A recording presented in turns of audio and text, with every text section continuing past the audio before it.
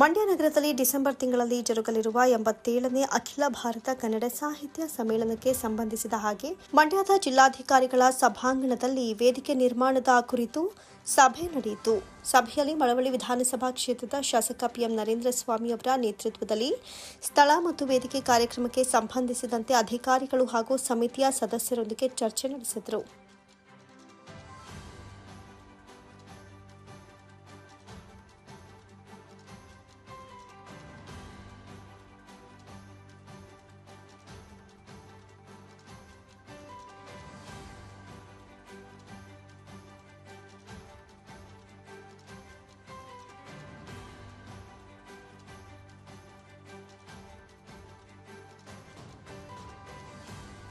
ಸಭೆಯಲ್ಲಿ ಜಿಲ್ಲಾಧಿಕಾರಿ ಡಾಕ್ಟರ್ ಕುಮಾರ, ಜಿಲ್ಲಾ ಪಂಚಾಯತ್ ಮುಖ್ಯ ಕಾರ್ಯನಿರ್ವಹಣಾಧಿಕಾರಿ ಶೇಖ್ ತನ್ವೀರ್ ಆಸಿಫ್, ಮಂಡ್ಯ ಉಪವಿಭಾಗಾಧಿಕಾರಿ ಶಿವಮೂರ್ತಿ, ಮಳವಳ್ಳಿ ವಿಧಾನಸಭಾ ಕ್ಷೇತ್ರದ ಶಾಸಕ ಪಿಎಂ ನರೇಂದ್ರ ಸ್ವಾಮಿ, ಕನ್ನಡ ಸಾಹಿತ್ಯ ಪರಿಷತ್ ಸಮ್ಮೇಳನದ ಸಂಚಾಲಕಿ ಮೀರಾ ಶಿವಲಿಂಗಯ್ಯ, ಲೋಕೋಪಯೋಗಿ ಇಲಾಖೆಯ ಎಇಇ ಹರ್ಷ, ಕನ್ನಡ ಸಾಹಿತ್ಯ ಪರಿಷತ್ ಗೌರವ ಕಾರ್ಯದರ್ಶಿ ಹರ್ಷ, ಪದಾಧಿಕಾರಿಗಳಾದ BM Appajappa, AC Ramesh, ten TV L Krishna, Markalu Devaraju, PLD bank ಅಧ್ಯಕ್ಷ ಎಚ್ಸಿ ಶಿವಲಿಂಗೇಗೌಡ, ಕೆಸಿ ರವೀಂದ್ರ ಸೇರಿದಂತೆ ಇನ್ನಿತರರು ಹಾಜರಿದ್ದರು.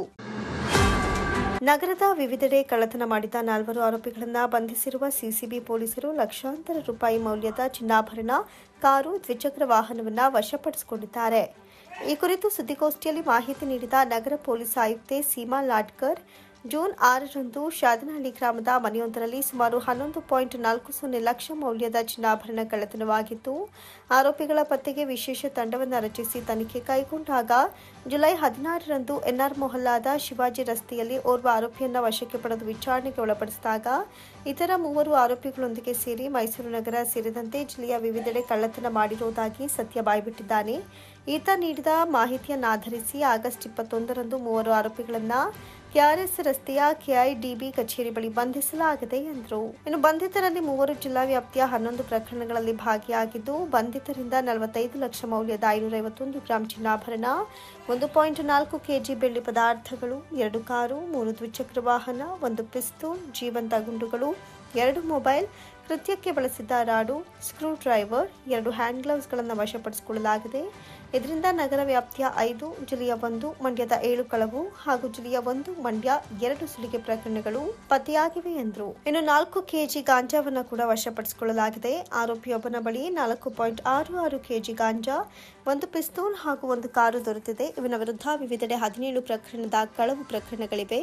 ಆರೋಪಿಗಳಲ್ಲಿ ಒಬ್ಬನ ಮೇಲೆ ರಾಜ್ಯದ ವಿವಿಧ ಜಿಲ್ಲೆಗಳಲ್ಲಿ 3 ಕಳವು ಪ್ರಕರಣ, ಮತ್ತೊಬ್ಬನ ಮೇಲೆ 36, ಇನ್ನೊಬ್ಬನ ಮೇಲೆ 17 ಸ್ವತ್ತು ಕಳವು ಪ್ರಕರಣಗಳು ದಾಖಲಾಗಿವೆ ಎಂದರು. ಇತ್ತೀಚಿನ ದಿನಗಳಲ್ಲಿ ಸೈಬರ್ ಅಪರಾಧಗಳು ಹೆಚ್ಚಾಗ್ತಾ ಇದೆ. ಸುಶಿಕ್ಷಿತರೇ ಹೆಚ್ಚು ವಂಚನೆಗೊಳಗಾಗ್ತಾ ಇದ್ದಾರೆ. ಸೈಬರ್ ಅಪರಾಧದ ಕುರಿತು ಸಾರ್ವಜನಿಕರಲ್ಲಿ ಅರಿವು ಮೂಡಿಸುವ ಕೆಲಸವನ್ನು ಮಾಡಲಾಗ್ತಾ ಇದ್ದು, ಸಾರ್ವಜನಿಕರು ಹೆಚ್ಚು ಜಾಗರೂಕರಾಗಿರಬೇಕು. ವಂಚನೆಗೆ ಒಳಗಾದ ಸಂದರ್ಭದಲ್ಲಿ ತಕ್ಷಣ 1930ಗೆ ಕರೆ ಮಾಡಿ ದೂರು ನೀಡಿದರೆ ಹಣ ಕಳೆದುಕೊಳ್ಳುವುದನ್ನು ತಡೆಯಬಹುದು ಎಂದರು. ಸಿಸಿಬಿ ಮೈಸೂರಿಂದ 4 ಜನ HBT ಅಫೆಂಡರ್ಸ್ನ ನಾವು ಅರೆಸ್ಟ್ ಮಾಡಿಬಿಟ್ಟು ಈಗ 11 ಕೇಸಸ್ HBT ಕೇಸಸ್ ಏನು ಮೈಸೂರಲ್ಲಾಗಿತ್ತು ಮತ್ತು ಮಂಡ್ಯದಲ್ಲಾಗಿದೆ, ಅದನ್ನು ನಾವು ಪತ್ತೆ ಮಾಡಿದ್ದೀವಿ. 4 ಜನ ಆರೋಪಿ ಇದ್ದಾರೆ. 4 ಜನ ಆರೋಪಿಗಳು ಮೈಸೂರವರೇ. 4 ಜನ ಆರೋಪಿ ಟೋಟಲ್ ಅವ್ರ ಮೇಲೆ 74 ಕೇಸಿದೆ. ಮೊದಲನೇ ಆರೋಪಿ ಮೇಲೆ 36 ಕೇಸಿದೆ, ಎರಡನೇ ಆರೋಪಿ ಮೇಲೆ 17, ಮೂರನೇ ಆರೋಪಿ ಮೇಲೆ 18, ನಾಲ್ಕನೇ ಮೇಲೆ 3. ಸೊ ಮೊದಲನೇ ಆರೋಪಿ ಏನಿದ್ದಾನೆ ಅವನು ಮೇನ್ ಆರೋಪಿ. ಅವನ ಮೇಲೆ 21 ಚೈನ್ ಸ್ನ್ಯಾಚಿಂಗ್ ಇದೆ ಕೇಸಸ್ಸು, ಮತ್ತು 14 HBT ಕೇಸಸ್ಸು, ಮತ್ತು 1 ಬೈಕ್ ಥೆಫ್ಟ್. ಈ 4 ಜನ ಆರೋಪಿಗಳು ಮೈಸೂರು, ಮಂಡ್ಯ ಅಲ್ಲದೆ ಶಿವಮೊಗ್ಗ, DK, ಕೊಡಗು, ಹಾಸನ್, ಚಾಮರಾಜನಗರ, ತುಮಕೂರುದಲ್ಲೂ ಸಹ ಅವರು ಸಾಕಷ್ಟು ಕೇಸಸ್ಸನ್ನು ಆಲ್ರೆಡಿ ಹಳೆಯ ಕೇಸಸ್ ಇದೆ ಅವ್ರ ಮೇಲೆ.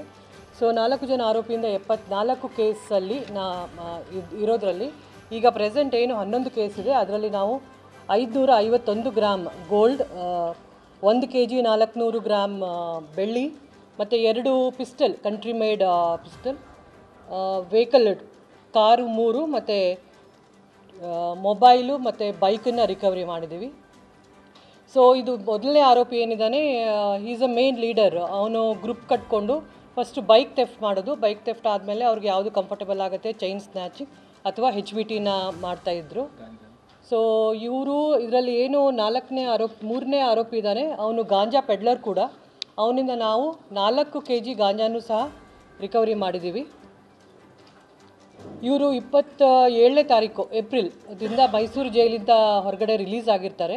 ರಿಲೀಸ್ ಆದಮೇಲೆ 11 ಕೇಸನ್ನು ಇವರು ಮಾಡಿರೋದು. ಸೊ ನಮ್ಮ CCB officers, ACB and team inspectors under the guidance of DCP crime and DCP law and order ಒಳ್ಳೆ ಆರೋಪಿನ ಪತ್ತೆ ಮಾಡಿಬಿಟ್ಟು ಒಳ್ಳೆ ಕೇಸಸನ್ನು ಅವರು ಪತ್ತೆ ಮಾಡಿದ್ದಾರೆ ಅಂತ ಹೇಳ್ತೇನೆ. ಎರಡನೇದಾಗಿ ನಾವು ಲಾಸ್ಟ್ 24 ಡೇಸ್ ಅಂದರೆ 1 ಮಂತಲ್ಲಿ ಒಂದು ಡ್ರೈವ್ ಅಂತ ಮಾಡಿ NDPS ಕೇಸಸ್ ಬಗ್ಗೆ ಗಾಂಜಾ ಮತ್ತು ಬೇರೆ ರೀತಿ ಯಾವುದೇ ನಾರ್ಕೋಟಿಕ್ ಸಬ್ಸ್ಟೆನ್ಸ್ ಇರ್ಬೋದು, ಅದನ್ನು ಒಂದು ಡ್ರೈವ್ ಅಂತ ಮಾಡಿ ಟೋಟಲ್ 19 ಕೇಸಸನ್ನು ರಿಜಿಸ್ಟರ್ ಮಾಡಿದ್ದೀವಿ. ಟೋಟಲ್ ಅದರಲ್ಲಿ 19 ಕೇಸಸಲ್ಲಿ 37 ಜನ ಅಕ್ಯೂಸ್ಡ್ ಒರಿಸ್ಸಾ, ಆಂಧ್ರ, ಬ್ಯಾಂಗ್ಳೂರು ಮತ್ತು ಮೈಸೂರವರಿದ್ದಾರೆ. ಅವರಿಂದ ನಾವು 41 kg ಗಾಂಜಾ ಮತ್ತು 11 ಗ್ರಾಮ್ MDMA ಸಹ ರಿಕವರಿ ಮಾಡಿದ್ದೀವಿ. ಇದು ಸಹ ಒಳ್ಳೆಯ ರಿಕವರಿ, ಬಟ್ ನಾವು ಇನ್ನೂ ಕಂಟಿನ್ಯೂ ಮಾಡ್ತೀವಿ. ಸೊ ಏನು ಮೈಸೂರು ಸಿಟಿಯಲ್ಲಿ ಏನು ಗಾಂಜಾ ಆಗಲಿ ಬೇರೆ ಯಾವುದೇ ರೀತಿ ಇರಲಾರ್ದಂಗೆ ಒಂದು ಡ್ರೈವ್ ಮಾಡಿ ಅವರ ಡ್ರೈವ್ ಅಗೇನೆಸ್ಟ್ ನೋ ಡ್ರಗ್ ಸಿಟಿನ ಇನ್ನೂ ಕಂಟಿನ್ಯೂ ಮಾಡ್ತಾಯಿದ್ದೀವಿ. ಥರ್ಡ್, ಇನ್ನೊಂದು ಇದೇ ಸಂದರ್ಭದಲ್ಲಿ ತಾವೆಲ್ಲರೂ ಇರೋದರಿಂದ ಸೈಬರ್ ಕ್ರೈಮ್ ಕೇಸಸ್ ಬಗ್ಗೆ ತಮಗೆ ಅವೇರ್ನೆಸ್ ಮೂಡಿಸೋಕ್ಕೆ, ಅಂದರೆ ಈಗ ನಮ್ಮಲ್ಲಿ ಯಾವ ರೀತಿ ಕೇಸ್ಗಳು ಆಗ್ತಾಯಿದೆ ಅಂತ ಹೇಳಿ ವಿಚಾರನೇ ಹೇಳಬೇಕು ನಿಮಗೆ. ಅದು ನಿಮ್ಮಿಂದ ಎಲ್ಲ ಜನರಿಗೆ ಮುಟ್ಟುತ್ತೆ ಅಂತ ಅನ್ಕೋತೀನಿ. ಪ್ರೆಸೆಂಟ್ ಈಗ OTP ಆಗಲಿ, ಲಿಂಕ್ ಕಳಿಸೋದಾಗಲಿ, ನಿಮಗೆ ಬ್ಯಾಂಕ್ ಅಕೌಂಟು ಫ್ರೀಸ್ ಆಗಿದೆ, ಕ್ರೆಡಿಟ್ ಕಾರ್ಡ್ ಬಂದಿದೆ, ಅದೆಲ್ಲ ಈಗ ಹಳೇದಾಯಿತು. ಈಗ ಹೊಸ ಕೇಸಸ್ ಆಗ್ತಾ ಇರೋದು ಟ್ರೇಡಿಂಗಲ್ಲಿ, ಏನು ಶೇರ್ಸ್ ಟ್ರೇಡಿಂಗ್ ಮಾಡ್ತಾರೆ ಅದರಲ್ಲಿ. ನಮ್ಮಲ್ಲಿ ಈಗಲೇ ಜುಲೈವರೆಗೂ 61 ಕೇಸ್ ಆಗಿದೆ. ಟ್ರೇಡಿಂಗ್ ಆ್ಯಪಲ್ಲಿ ದುಡ್ಡು ಕಳ್ಕೊಂಡಿರೋರು ಟೋಟಲ್ ಅವರು ದುಡ್ಡು ಕಳ್ಕೊಂಡಿರೋದು 32 ಕೋಟಿ ಜನವರಿಯಿಂದ ಜುಲೈವರೆಗೆ. ಸೊ ಈಗ ಹಳೇದು ಏನು ಸೈಬರ್ ಕ್ರೈಮ್ ಕೇಸಸ್ ಇತ್ತು ಅದು ಹೋಗಿದೆ. ಈಗ ಟ್ರೆಂಡಲ್ಲಿರೋದು ಟ್ರೇಡಿಂಗ್ ಆ್ಯಪ್, ಒಂದು ಫೆಡೆಕ್ಸ್ ಇರ್ಬೋದು, ಕೋಟೆಕ್ಸ್ ಮಹೀಂದ್ರಾ ಇರ್ಬೋದು, ಅವ್ರದ್ದೆಲ್ಲನೂ ಸಹ ಇಂಪಾರ್ಟೆಂಟ್ ಏನೇನು ಇದೆ ಅದರಲ್ಲಿ ಅವರು ಫಸ್ಟು ನಿಮಗೆ ಫೇಸ್ಬುಕ್ ಅಥವಾ ಅವರೇ ಒಂದು ವಾಟ್ಸಪ್ ಗ್ರೂಪನ್ನು ಕ್ರಿಯೇಟ್ ಮಾಡಿಬಿಡ್ತಾರೆ. ರ್ಯಾಂಡಮ್ ಆಗಿ ಎಲ್ಲ ನಂಬರ್ಸನ್ನು ಅದರಲ್ಲಿ ಇನ್ಕ್ಲೂಡ್ ಮಾಡ್ತಾರೆ. ನೀವು ಕ್ಯೂರಿಯಾಸಿಟಿಯಲ್ಲಿ ಅದನ್ನು ಓಪನ್ ಮಾಡ್ತೀರಾ, ಒಳ್ಳೊಳ್ಳೆ ಬೆನಿಫಿಟ್ಸ್ ಇದೆ, ನಾವು ನಿಮಗೆ ಹೆಲ್ಪ್ ಮಾಡ್ತೀವಿ, ಔಟ್ಸೋರ್ಸ್ ಮಾಡಿ, ನಾವು ನಿಮಗೆ ಶೇರಲ್ಲಿ ಆಗಲಿ ಟ್ರೇಡಿಂಗಲ್ಲಾಗಲಿ ನಿಮಗೆ ನಾವು ಜಾಸ್ತಿ ದುಡ್ಡು ಮಾಡಿಕೊಡ್ತೀವಿ ಅಂತ ಹೇಳ್ತಾರೆ. ಸೊ ಇವರು ಲಿಂಕನ್ನು ಕ್ಲಿಕ್ ಮಾಡಿಬಿಟ್ಟು ಆ್ಯಪನ್ನು ಡೌನ್ಲೋಡ್ ಮಾಡ್ಕೋತಾರೆ. ಆ್ಯಪನ್ನು ಡೌನ್ಲೋಡ್ ಮಾಡ್ಕೊಂಡ್ಬಿಟ್ಟು ಅದರಲ್ಲಿ ಈಗ ಫಸ್ಟ್ ಇನ್ವೆಸ್ಟ್ ಮಾಡಿದಾಗ ಎಷ್ಟು ದುಡ್ಡು ಬರುತ್ತೆ ಅಂತ ಇಟ್ಸ್ ಅ ವರ್ಚುವಲ್ ಅಮೌಂಟ್ ಅವ್ರಿಗೆ ಸ್ಟೋರ್ ಆಗ್ತಾ ಹೋಗುತ್ತೆ. ಫಾರ್ ಎಕ್ಸಾಂಪಲ್ ಈಗ ನಾನು 1 ಲಕ್ಷ ಹಾಕಿದರೆ ನಿಮಗೆ next day 2 days after 2 days ವರ್ಚುವಲಲ್ಲಿ ತೋರಿಸುತ್ತೆ 2 ಲಕ್ಷ ಆಗಿದೆ ಅಂತ. ಸೊ ಅದೇ ಥರ ಅದು ಕಂಟಿನ್ಯೂ ಆಗ್ತಾ ಹೋಗುತ್ತೆ. ಅವ್ರಿಗೆ ಯಾವಾಗ ಗೊತ್ತಾಗುತ್ತೆ ಅಂತಂತಂದರೆ ಆಫ್ಟರ್ 2 weeks. ಮೊದಲೇ ಗೊತ್ತಾಗೋದಿಲ್ಲ ಅವ್ರಿಗೆ, ದುಡ್ಡು ಅವ್ರ ಅಕೌಂಟಲ್ಲಿ ಜಮಾ ಆಗ್ತಾ ಇದೆ ಅಂತ ಅವ್ರಿಗೆ ಒಂದು ನಂಬಿಕೆ ಇರುತ್ತೆ.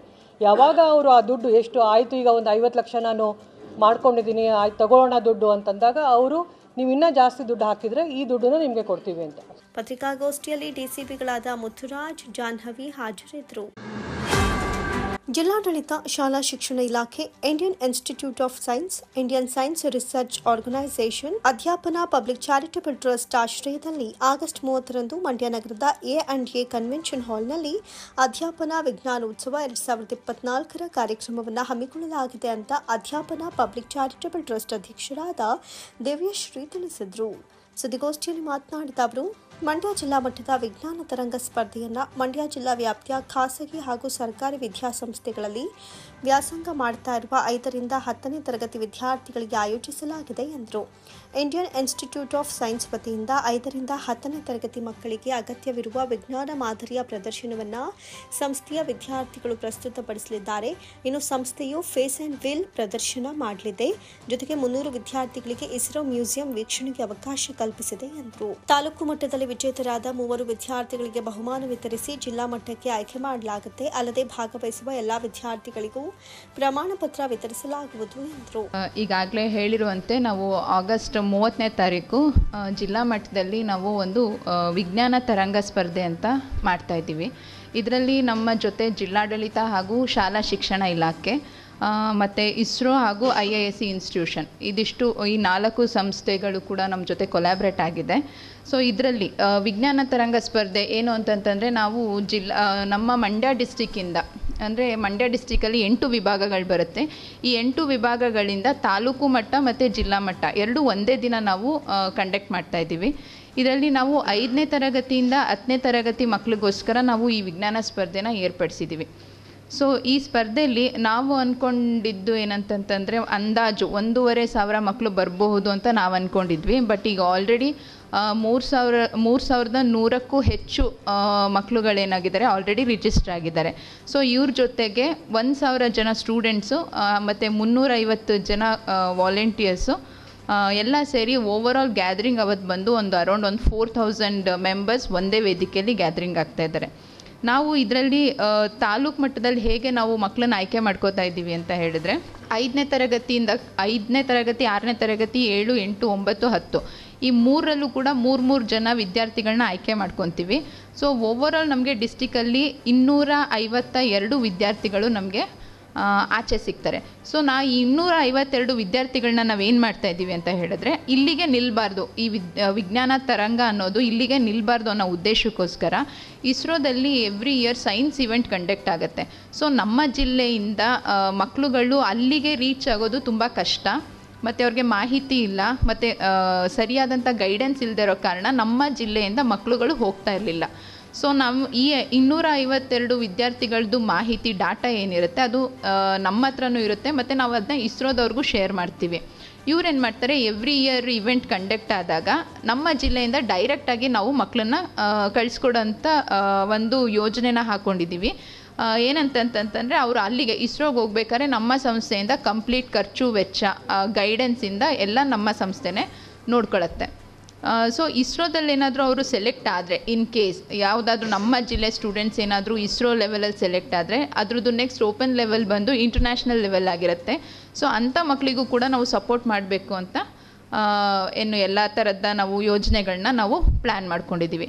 ಸೊ ಇಲ್ಲಿ ಸೆಲೆಕ್ಟ್ ಆದಂಥ ಮಕ್ಕಳಿಗೆ ಇಸ್ರೋದವರು ನಮ್ಮ ಸಂಸ್ಥೆಗೆ 6 ಸ್ಲಾಟ್ಸ್ನ ಅಕ್ಟೋಬರ್ 1st ವೀಕಲ್ಲಿ ರಿಸರ್ವ್ ಮಾಡಿದ್ದಾರೆ. ಸೊ ಒಂದು ಸ್ಲಾಟಲ್ಲಿ 60 ವಿದ್ಯಾರ್ಥಿಗಳಂತೆ ನಮಗೆ ಇಸ್ರೋ ಫ್ರೀ ವಿಸಿಟಿಗೆ ನಮಗೆ ಪರ್ಮಿಷನ್ ಕೊಟ್ಟಿದ್ದಾರೆ.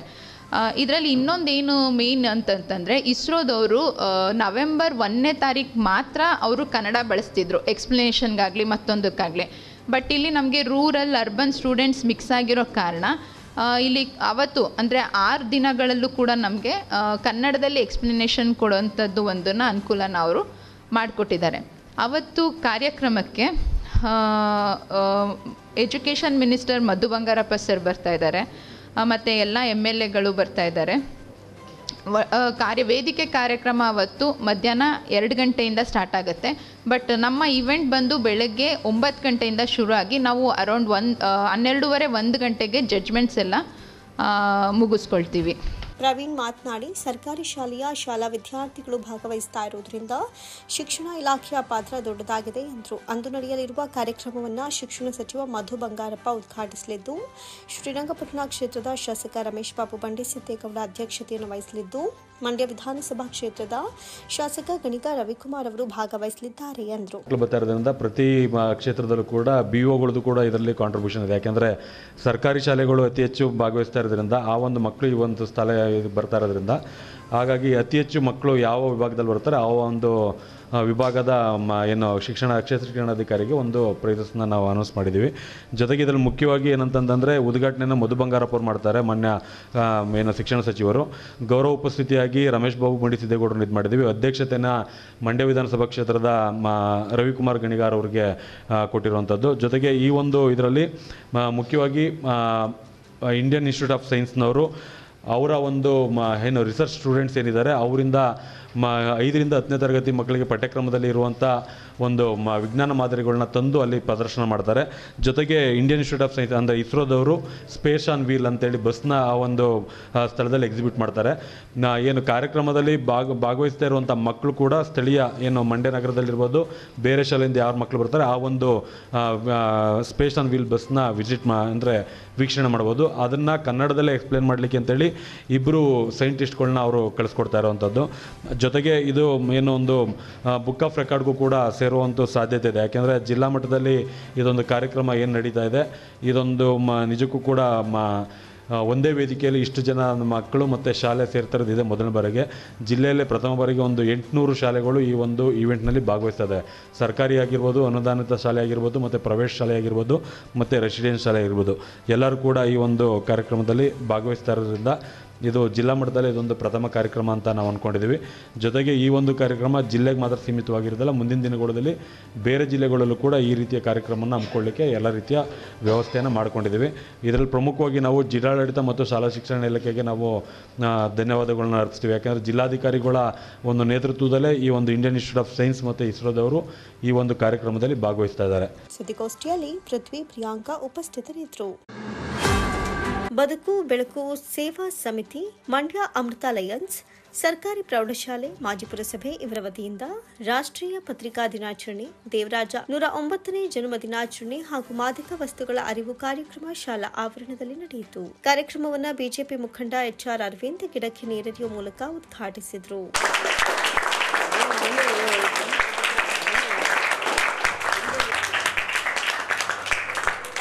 ನಂತರ ಮಾತನಾಡಿದ ಅವರು, ಉಳುವವನಿಗೆ ಭೂಮಿ ಸೇರಿದಂತೆ ಬಡವರಿಗಾಗಿ ಹಲವಾರು ಯೋಜನೆಗಳನ್ನು ಜಾರಿಗೊಳಿಸಿದ ದೇವರಾಜ ಅರಸು ಅವರ ಕಾರ್ಯ ಶ್ಲಾಘನೀಯ. ಜನಪರ ಯೋಜನೆಗಳಿಂದಲೇ ಅರಳು ಅವರು ರಾಷ್ಟ್ರದಾದ್ಯಂತ ಮನೆ ಮಾತಾದ್ರು ಅಂತ ಬಿಜೆಪಿ ಬಣ್ಣಿಸಿದರು. ಅರಸು ಅವರು ತಮ್ಮ ಅಧಿಕಾರಾವಧಿಯಲ್ಲಿ ರೈತರ, ದೀನದಲಿತರ ಹಾಗೂ ಹಿಂದುಳಿದ ವರ್ಗಗಳ ಪರವಾಗಿ ಅನೇಕ ಯೋಜನೆಗಳನ್ನು ಜಾರಿಗೆ ತಂದರು. ಜೀತ ಪದ್ಧತಿ ನಿರ್ಮೂಲನೆ, ಉಳುವವನೇ ಭೂಮಿಯ ಒಡೆಯ ಎಂಬ ಭೂ ಸುಧಾರಣೆ ಕಾಯ್ದೆಗಳನ್ನು ಜಾರಿಗೆ ತಂದರು. ಹಿಂದುಳಿದ ವರ್ಗಗಳ ಹಾಸ್ಟೆಲ್ಗಳನ್ನು ನಿರ್ಮಿಸಿದ್ರು. ವಿದ್ಯಾರ್ಥಿಗಳಿಗೆ ವಿದ್ಯಾರ್ಥಿ ವೇತನವನ್ನು ಇವರ ಅವಧಿಯಲ್ಲಿ ನೀಡುವ ಮೂಲಕ ಜನಮನ್ನಣೆ ಗಳಿಸಿದ್ರು ಅಂತ ಹೇಳಿದರು.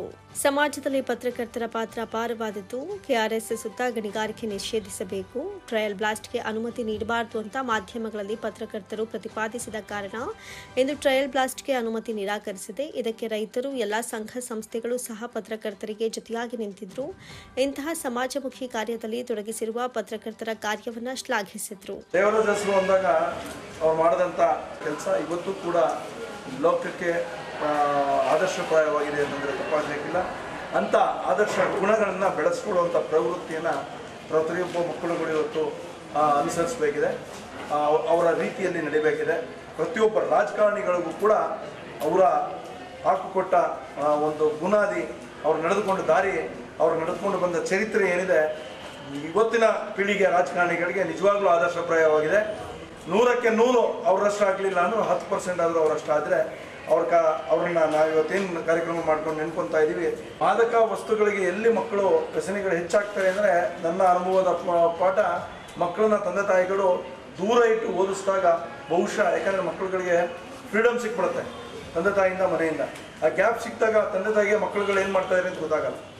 ಈ ಸಂದರ್ಭದಲ್ಲಿ ದೂರ ಇಟ್ಟು ಓದಿಸುವಂಥ ಸಂದರ್ಭದಲ್ಲಿ ಮಕ್ಕಳುಗಳು ಸ್ವತಂತ್ರ ಸಿಕ್ತು ಅಂತ ಎಲ್ಲೋ, ಅವರೇನು ಸ್ವತಂತ್ರ ಕೊಟ್ಟಿರಲ್ಲ, ಹಾಸ್ಟೆಲಲ್ಲಿ ಎಲ್ಲೋ ಹೋಗೋದು, ಏನೋ ವಿದ್ಯೆ ಕಲ್ತು ಬಿಡೋದು, ಆ ಕಲ್ತುಬಿಟ್ಟು ಎಮ್ಮರವಾಗಿ ಬೆಳೆದು ಕುಟುಂಬಕ್ಕೆ ಒಂದು ಮಾರಕವಾಗುವಂಥ ನಿಟ್ಟಿನಲ್ಲಿ ನಡೆದುಬಿಡ್ತದೆ. ಇವತ್ತು ಮಂಡ್ಯದಲ್ಲಿ ನಡೆಸಬೇಕು ಅಂತ ಹುನ್ನಾರ ಮಾಡಿದಂಥ ಟ್ರಯಲ್ ಬ್ಲಾಸ್ಟ್, ಕನ್ನಂಬಾಡಿ ಕಟ್ಟೆ ಕೇಳಿದಾರಲ್ಲ, ಅಂಥ ಒಂದು ಕನ್ನಂಬಾಡಿ ಕಟ್ಟೆಯ ಸುತ್ತಮುತ್ತ ಟ್ರಯಲ್ ಬ್ಲಾಸ್ಟ್ ಮಾಡ್ಬೋದು ಅಂತ, ಮಾಡಬಾರ್ದು ಅಂತ ಭಾಳಷ್ಟು ಒಂದು 10-12 ವರ್ಷದ ಹಿಂದುಗಡೆ ಮಾಹಿತಿಯನ್ನು ಭೂವಿಜ್ಞಾನಿ ಇಲಾಖೆಗಳ ಇಂಜಿನಿಯರ್ಗಳಾಗಿರ್ಬೋದು, ಸೈಂಟಿಸ್ಟ್ಗಳಾಗಿರ್ಬೋದು ಮಾಹಿತಿ ಒದಗಿಸಿದ್ದಾರೆ.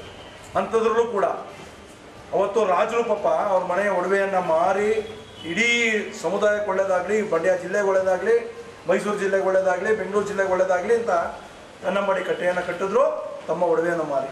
ಆದರೆ ಇವತ್ತೊಂದು ರಾಜಕಾರಣಿಗಳು ಹೆಂಗಾಗ್ಬಿಟ್ಟಿದ್ದಾರೆ ಅಂದರೆ, ತಮ್ಮ ಮನೆಯನ್ನು ತುಂಬಿಸ್ಕೊಳ್ಳೋಕ್ಕೋಸ್ಕರ, ತಮ್ಮ ಮನೆಗೆ ಒಳ್ಳೇದು ಮಾಡ್ಕೊಳ್ಳೋಕ್ಕೋಸ್ಕರ ಮಂಡ್ಯ ಜಿಲ್ಲೆಗಿರಲಿ, ಯಾರಿಗೆ ಹೆಂಗಾದರೂ ಆಗಲಿ, ಒಟ್ಟಿನಲ್ಲಿ ತಮಗೆ ಗಣಿಗಾರಿಕೆ ನಡೆದ್ರು ಸರಿ ಅನ್ನೋಂಥ ಕೆಟ್ಟ ಚಟಕ್ಕೆ ಬಿದ್ದರು. ಇದೇ ಸಂದರ್ಭದಲ್ಲಿ ಗಣ್ಯರು ಪತ್ರಕರ್ತ ಕೆ. ಶ್ರೀನಿವಾಸ್ ಅವರಿಗೆ ಅಭಿನಂದನೆ ಸಲ್ಲಿಸಿದರು.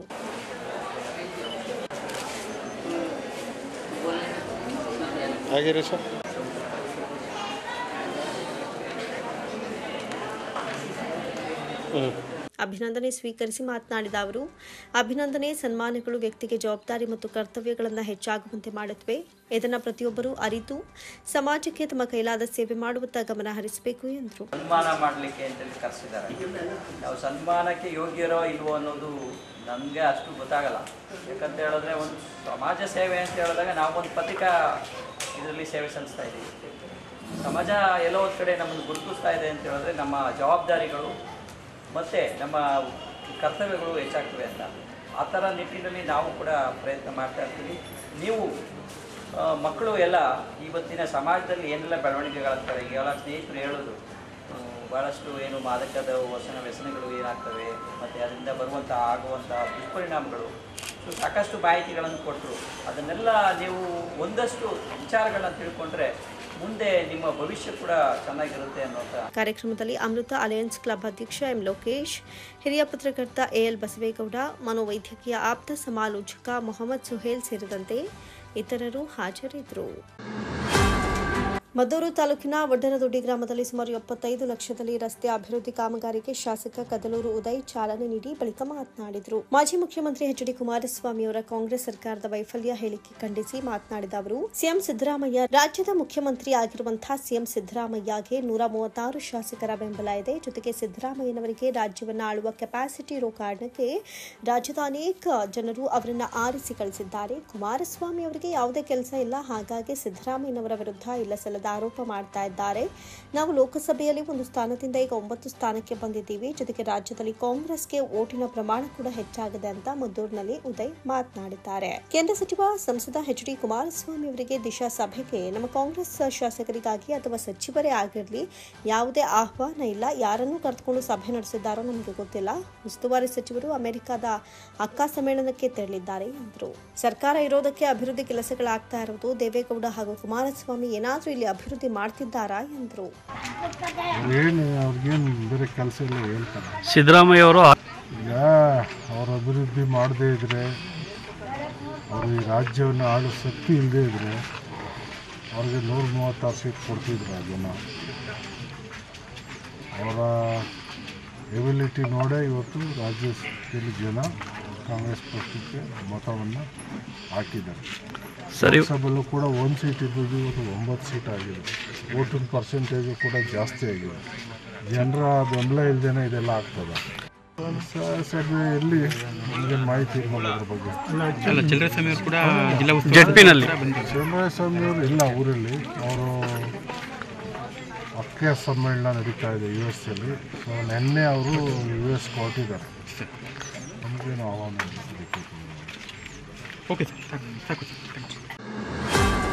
ಕರುನಾಡು ಲಾರಿ ಚಾಲಕರ ಪರಿಷತ್ ಲಾರಿಗಳಿಗೆ ಅಳವಡಿಸಿರುವ ASI 140 GPS ವೈಫಲ್ಯ ಕುರಿತು ಭೂವಿಜ್ಞಾನ ಇಲಾಖೆ ಮೈಸೂರು ಕಚೇರಿ ಮುಂದೆ ಶಾಂತಿಯುತ ಪ್ರತಿಭಟನೆಯನ್ನ ನಡೆಸಿದ್ರು. ಏನು ಪಾಪ ಮಾಡಿದೀವಿ ನಾವು? ಈ ದೇಶದಲ್ಲಿ ಹುಟ್ಟೋದು ಪಾಪನ?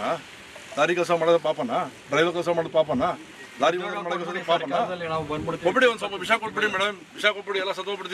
ಮೈಸೂರಿನಾದ್ಯಂತ ಕಟ್ಟಡ ಸಾಮಗ್ರಿಗಳಿಂದ ಸರಬರಾಜು ಮಾಡುವ ಲಾರಿ ಮತ್ತು ಟಿಪ್ಪರ್ಗಳಿಗೆ ಇತ್ತೀಚೆಗೆ ಸರ್ಕಾರವು ಆದೇಶಿಸಿದ ಒಂದು ಸ್ಟೇಟ್ ಒಂದು GPS ಕಾನೂನಿನ ಅಡಿಯಲ್ಲಿ ಲಾರಿ ಮತ್ತು ಟಿಪ್ಪರ್ಗಳಿಗೆ GPS ಅನ್ನು ಅಳವಡಿಕೆ ಮಾಡಿಸಿದ್ದು, GPSನಲ್ಲಿ ಹಲವು ಸಮಸ್ಯೆಗಳಿದ್ದು ಇದರ ಬಗ್ಗೆ ಹಲವು ಬಾರಿ ಇಲಾಖೆಗೆ ಭೇಟಿ ನೀಡಿ ಸಮಸ್ಯೆಗಳನ್ನು ಸರಿಪಡಿಸುವಂತೆ ಮನವಿ ಮಾಡಿಕೊಂಡ್ರು.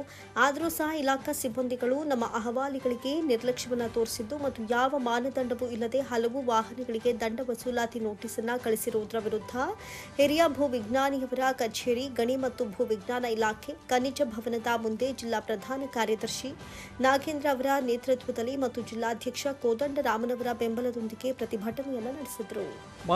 ನಮ್ಮ ಮೈಸೂರಿನಲ್ಲಿ ಕಟ್ಟಡ ಸಾಮಗ್ರಿ ಸರಬರಾಜು ಮಾಡುವ ಲಾರಿಗಳಿಗೆ ಕಿರುಕುಳ ಭಾರಿ ಹೆಚ್ಚಿಗೆ ಆಗಿದೆ. ಒಂದು ಉದಾಹರಣೆ ಹೇಳ್ತೀನಿ.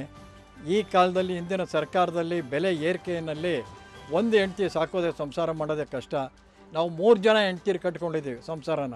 ಯಾರು ಅಂದರೆ ಒಂದು ಪೊಲೀಸು, ಒಂದು RTO, ಒಂದು ಭೂಗಣಿ ಇಲಾಖೆ. ಭೂಗಣಿ ಇಲಾಖೆಯವರು ಎದುರಿಸ್ತಾರೆ, ನೀವು ತೂಕ ಹೆಚ್ಚಿಗೆ. ಯಾಕೆಂದರೆ ನಾವು ಎಷ್ಟು ಹಣ ಕೊಟ್ಟು ತುಂಬ್ಕೊಂಬರ್ತೀವಿ, ಆ ಕಾರ್ಖಾನೆಯವ್ರ ಹತ್ರನೇ ಎಲ್ಲ ಪಟ್ಟಿ ಮತ್ತು ಪರ್ಮಿಟ್ಟು ಅವ್ರ ಹತ್ರ ಇರಬೇಕು. ಲಾರಿ ಮಾಲೀಕರಿಗೆ ಹಣ ಇಸ್ಕೊಳ್ತಾರೆ, ಅವ್ರು ಪರ್ಮಿಟ್ ಕೊಡೋಲ್ಲ. ನಾವು ಜೀವನ ಮಾಡಲೇಬೇಕು, ಸಾಗಾಣಿಕೆ ಮಾಡ್ಕೊಂಬರ್ತೀವಿ. ನಾವೇನು ಕತ್ತರ್ಲಿಕ್ಕಾಗೋಲ್ಲ. ಯಾರು ಕಾರ್ಖಾನೆ ಇಟ್ಟು ಮತ್ತು ಕ್ರಷರ್ ಮಡಗಿದ್ದಾರೆ ಅವ್ರ ಹತ್ರನೇ ನಾವು ತುಂಬರಬೇಕು. ಹಿಂದೆ ನಾವು ಮರಳು ತರ್ತಿದ್ದು, ಅದಾದ್ರೂ ಅವರು ಅಲ್ಲಿ ಜಾಗದವ್ನು ಮರಳು ದುಡ್ಡು ತಗೊಂಡ್ರೂ ನಮಗೆ ಅದು ಅಧಿಕೃತ ಆಗಿರಲಿಲ್ಲ. ಆದ್ದರಿಂದ ನಮ್ಮನ್ನು ಹಿಡ್ಕೊಂಡು ಹೋಗೋರು ನಾವು ಫೈನ್ ಕಟ್ತಿದ್ದೋ. ಇದು ಅಧಿಕೃತವಾಗಿ ಸರ್ಕಾರ ಅವ್ರಿಗೆ ಕಾರ್ಖಾನೆ ಇದು ಕ್ರಷರ್ ನಡೆಸೋದಕ್ಕೆ ಪರ್ಮಿಟ್ ಕೊಟ್ಟಿರ್ತಾರೆ, ಜಾಗ ಕೊಟ್ಟಿರ್ತಾರೆ, ಬ್ಯಾಂಕ್ ಲೋನ್ ಇರ್ತದೆ. ಅವರನ್ನು ಬಿಡ್ತಾರೆ. ಬಂಡವಾಳಶಾಹಿಗಳನ್ನು ಬಿಟ್ಟು ಲಾರಿ ಚಾಲಕರು ಮತ್ತು ಮಾಲಕರಿಗೆ ಬಲಿ ಕೊಡ್ತಿದ್ದಾರೆ. ಒಂದು ಪೊಲೀಸ್ನವರು ನಾವು ಸರಿಯಾದ ಹಣ ಕೊಡದೇವ್ರು ಅವ್ರೇನು ಮಾಡ್ತಾರೆ, RTOಗೆ ಹೇಳ್ತಾರೆ, RTO ಇವ್ರಿಗೆ ಹೇಳ್ತಾರೆ. ಈ ಥರ 3 ವಸೂಲಿ ಇದೆ. ದಯವಿಟ್ಟು ಕಟ್ಟಡ ಸಾಮಗ್ರಿ ಇದು ಮಾಡ್ತಿರೋದು ಚಿನ್ನ ಅಲ್ಲ, ಬೆಳ್ಳಿ ಅಲ್ಲ, ಇಲ್ಲ ಖನಿಜ ಅಲ್ಲ. ಇದು ಕಟ್ಟಡ ಸಾಮಗ್ರಿಗೆ ಮೈಸೂರು ನಗರ ಅಭಿವೃದ್ಧಿಗಾಗಿ ನಾವು ತರೋವಂಥದ್ದು ಮತ್ತು ಮನೆ ಕಟ್ಟೋರು ಬಡವರಿಗೆ ತರುವಂಥ ಸಾಮಗ್ರಿಗಳಿಗೆ ಇಷ್ಟೊಂದು ತೊಂದರೆ ಕೊಡ್ತಾರೆ.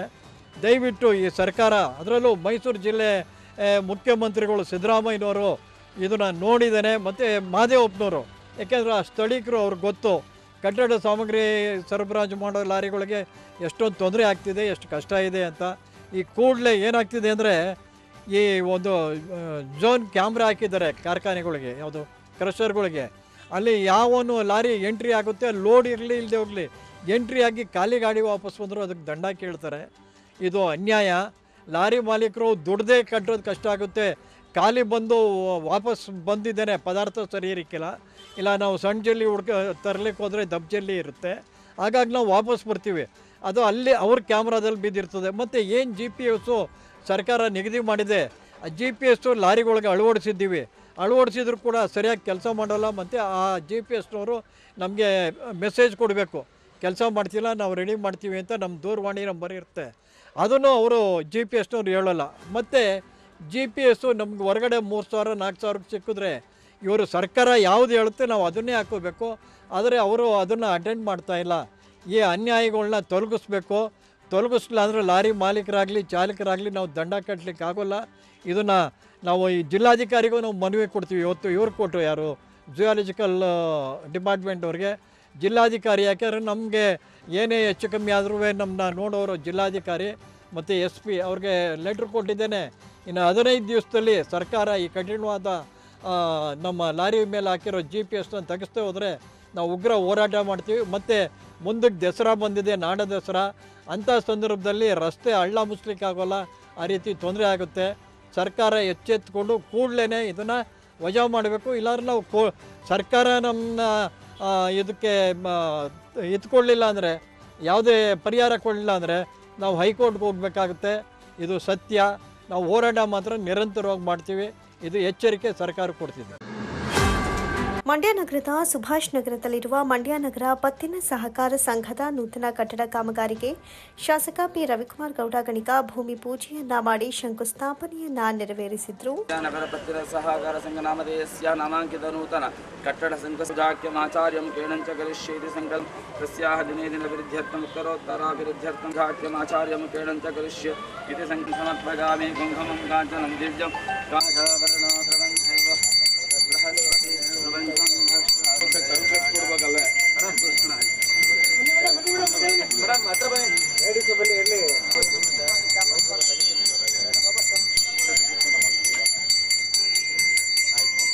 ನಗರ ಪತ್ತಿನ ಸಹಕಾರ ಸಂಘದ ಅಧ್ಯಕ್ಷ KS ಆನಂದ್ ಮಾತನಾಡಿ, ಮೈಸೂರು ರಾಜರ ಕಾಲದಲ್ಲಿ ನಿರ್ಮಾಣವಾಗಿದ್ದ ಕಟ್ಟಡವು ತುಂಬಾ ಶಿಥಿಲಗೊಂಡಿದ್ದು, ಆಡಳಿತ ಮಂಡಳಿಯ ನಿರ್ದೇಶಕರು ಮತ್ತು ಸದಸ್ಯರ ಒಮ್ಮತದಿಂದ ತೆರವುಗೊಳಿಸಿ ನೂತನ ಕಟ್ಟಡವನ್ನು ಕಟ್ಟೋದಕ್ಕೆ ತೀರ್ಮಾನಿಸಿದ್ವಿ.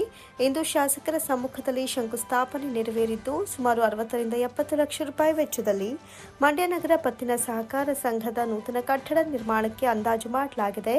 ಸಂಘದ ಅನುದಾನ 20 ಲಕ್ಷ ರೂಪಾಯಿಗಳಾಗಿದ್ದು, ಉಳಿಕೆ ಹಣವನ್ನು ಸಂಗ್ರಹಿಸಿ ಕಟ್ಟಡವನ್ನು ನಿರ್ಮಿಸುವುದಾಗಿ ತಿಳಿಸಿದರು. ಮಂಡ್ಯ ನಗರ ಪತ್ತಿನ ಸಹಕಾರ ಸಂಘ ಸುಭಾಷ್ ನಗರ 3ನೇ ಅಡ್ಡೆ ರಸ್ತೆಯಲ್ಲಿರುವಂಥ ಇದು ಸಂಸ್ಥೆ. ಇದು ಮಹಾರಾಜರ ಕಾಲದಲ್ಲೇ ಉದ್ಘಾಟನೆ ಆದಂಥ ಸಂಸ್ಥೆ. ಇದಕ್ಕೆ 106 ವರ್ಷಗಳ ಇತಿಹಾಸ ಇದೆ. 1915 ಸ್ಥಾಪನೆ ಆದಂಥದ್ದು. ಈಗಾಗಲೇ 109ನೇ ವರ್ಷ ಮುಂಚೂಣಿಲಿದೆ. ಈ ಸಂದರ್ಭದಲ್ಲಿ ಏನಪ್ಪ ಅಂದರೆ, ಹಳೆ ಕಟ್ಟಡ ತುಂಬ ಶಿಥಿಲ ಆಗಿತ್ತು. ಅದನ್ನು ತೆರವುಗೊಳಿಸಿ ಈಗ ನೂತನ ಕಟ್ಟಡನ ಒಂದು 60 ಲಕ್ಷ ರೂಪಾಯಿ ವೆಚ್ಚದಲ್ಲಿ ಮಾಡಬೇಕು ಅಂತ ಅಂದ್ಕೊಂಡು ಇವತ್ತು MLA ಅವರು ಬಂದು ಗುದ್ಲಿ ಪೂಜೆ ಮಾಡಿದ್ದಾರೆ. 20 ಲಕ್ಷ ಈಗ ಆಲ್ರೆಡಿ ಅನುದಾನ ಇದ್ದು, ಉಳಿಕೆದನ್ನ ನಾವು ಕಲೆಕ್ಟ್ ಮಾಡಿ ಈಗ ಒಂದು 60 ಲಕ್ಷದಲ್ಲಿ ಒಂದು ಭವ್ಯವಾದಂಥ ಒಂದು ಕಟ್ಟಡನ ಮಾಡಬೇಕು ಅಂತ ನಿರ್ಧಾರ ಮಾಡಿದ್ದೀವಿ. ಇದಕ್ಕೆ ನಮ್ಮ ಎಲ್ಲ ಆಡಳಿತ ಮಂಡಳಿ ಸರ್ವ ಸದಸ್ಯರು, ಇಲ್ಲಿ 1,500 ಜನ ಇರುವಂಥ ಒಂದು ಸಂಸ್ಥೆ ಇದು. ಕಾರ್ಯಕ್ರಮದಲ್ಲಿ ಮಂಡ್ಯ ನಗರ ಪತ್ತಿನ ಸಹಕಾರ ಸಂಘದ ಮಾಜಿ ಅಧ್ಯಕ್ಷ ನಿರ್ದೇಶಕರಾದ KL Doddalingegowda, Hirannaiah, HA Nagaraju, GD Dhananjaya, P Praveena, Shivaram, KS Siddaram, HG Girija, AJ Vatsala, MUDA ಸದಸ್ಯ ಎಂ ಕೃಷ್ಣ, ಸಂಘದ ಸಿಬ್ಬಂದಿಗಳು ಮತ್ತಿತರರು ಹಾಜರಿದ್ದರು. ನಾಗಮಂಗಲ ಪುರಸಭೆಯ ನೂತನ ಅಧ್ಯಕ್ಷ ಅಲಿ ಅನ್ಸರ್ ಪಾಷಾ ಅವರು ಇಂದು ಪಟ್ಟಣದ ಪುರಸಭೆ ಕಚೇರಿಯಲ್ಲಿ ಅಧಿಕಾರವನ್ನು ಸ್ವೀಕಾರ ಮಾಡಿದರು. ಪಟ್ಟಣದ ಜಾಮಿಯಾ ಮಸೀದಿ ಧರ್ಮಗುರುಗಳಾದ ಸೌಕತ್ ಹಜರತ್ ಪ್ರಾರ್ಥನೆ ಸಲ್ಲಿಸುವ ಮೂಲಕ ನೂತನ ಅಧ್ಯಕ್ಷರಿಗೆ ಶುಭ ಕೋರಿದರು.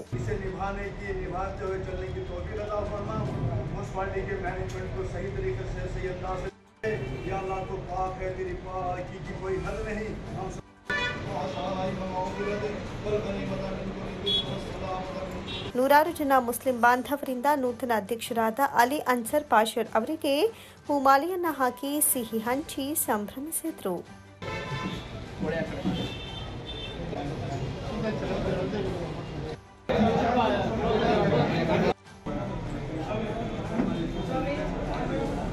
ನೂತನ ಅಧ್ಯಕ್ಷ ಅಲಿ ಅನ್ಸರ್ ಪಾಷಾ ಮಾತನಾಡಿ, ನನ್ನನ್ನು ಅಧ್ಯಕ್ಷನನ್ನಾಗಿ ಮಾಡಿದ ನಮ್ಮ ಕಾಂಗ್ರೆಸ್ ಪಕ್ಷದ ವರಿಷ್ಠ ಹಾಗೂ ಮಂಡ್ಯ ಜಿಲ್ಲೆ ಉಸ್ತುವಾರಿ ಸಚಿವರಾದ ಎನ್ ಚಲುವರಾಯಸ್ವಾಮಿ ಅವರಿಗೆ ನನ್ನ ಕೃತಜ್ಞತೆಗಳನ್ನು ಸಲ್ಲಿಸುತ್ತೇನೆ ಹಾಗೂ ಎಲ್ಲ ಸದಸ್ಯರ ಜೊತೆಗೂಡಿ ಉಳಿದಿರುವ 14 ತಿಂಗಳ ಅವಧಿಯಲ್ಲಿ ಉತ್ತಮ ರೀತಿಯಲ್ಲಿ ಕಾರ್ಯನಿರ್ವಹಿಸಿಕೊಂಡು ಹೋಗುವೆ ಅಂತ ತಿಳಿಸಿದರು.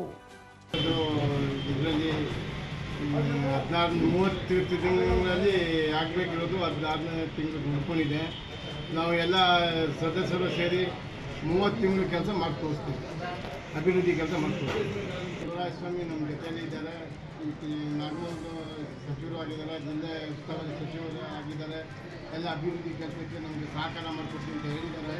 ಸಂಪೂರ್ಣ ನಮ್ಮ ಟೌನ್ ಸಂಪೂರ್ಣವಾಗಿ ನಾವು ಅಭಿವೃದ್ಧಿ ಕೆಲಸ ಮಾಡ್ತೀವಿ. ಈ ಪದಗ್ರಹಣ ಕಾರ್ಯಕ್ರಮದಲ್ಲಿ ಪುರಸಭೆ ಸದಸ್ಯರಾದ ತಿಮ್ಮಪ್ಪ, ರಮೇಶ್, ಉಪ್ಪಾರಹಳ್ಳಿ ಅಶೋಕ್, ಅತೀಕ್ ಪಾಷಾ, ಆಯುಬ್ ಖಾನ್, ನದೀಂ ಪಾಷಾ, ಸಾದಿಕ್ ಉಲ್ಲಾ ಖಾನ್, ಮುಜಾಹಿದ್ ಪಾಷಾ ಹಾಗೂ ನೂರಾರು ಜನ ಕಾಂಗ್ರೆಸ್ ಕಾರ್ಯಕರ್ತರು ಭಾಗವಹಿಸಿದ್ರು. ಬ್ರಹ್ಮಶ್ರೀ ನಾರಾಯಣಗುರು ಅವರ 170ನೇ ಜಯಂತಿಯನ್ನು ಆರ್ಯ ಈಡಿಗರ ಸಂಘ, ತಾಲೂಕು ಆಡಳಿತ ಹಾಗೂ ರಾಷ್ಟ್ರೀಯ ಹಬ್ಬಗಳ ಆಚರಣಾ ಸಮಿತಿ ವತಿಯಿಂದ ಟಿ ನರಸೀಪುರ ತಾಲೂಕು ಪಂಚಾಯಿತಿ ಸಭಾಂಗಣದಲ್ಲಿ ಆಚರಿಸಲಾಯಿತು. ಕಾರ್ಯಕ್ರಮದ ಉದ್ಘಾಟನೆಯನ್ನ ಟಿಜೆ ಸುರೇಶ್ ಆಚಾರ್ ನೆರವೇರಿಸಿ ಮಾತನಾಡಿ, ಬಾಬಾ ಸಾಹೇಬ್ ಅಂಬೇಡ್ಕರ್ ಅವರ ಒಂದು ಮಾತನ್ನ ಪುನರ್ಮನನ ಮಾಡಿಕೊಳ್ಳುವುದರ ಮೂಲಕ ಶಿಕ್ಷಣ, ಸಂಘಟನೆ ಹಾಗೂ ಹೋರಾಟ ಈ 3 ಅಂಶಗಳು ತುಳಿತಕ್ಕೆ ಒಳಗಾದ ಸಮುದಾಯಗಳಿಗೆ ಬಹಳಷ್ಟು ಪರಿಣಾಮಕಾರಿಯಾಗಿ ಕೆಲಸ ಮಾಡಿಕೊಂಡು ಬಂದಿದೆ. ಅದರಂತೆ ನಾರಾಯಣ ಗುರುಗಳು ಸಹ ಹೋರಾಟವನ್ನು ಮಾಡಿಕೊಂಡು ಬಂದು ಪರ್ಯಾಯವಾಗಿ ಶಾಲೆಗಳನ್ನು ತೆರೆದು ಶಿಕ್ಷಣವನ್ನು ನೀಡುವ ಮೂಲಕ ಜನರನ್ನ ಜ್ಞಾನ ಸಂಪನ್ನರನ್ನಾಗಿ ಮಾಡ್ತಾರೆ.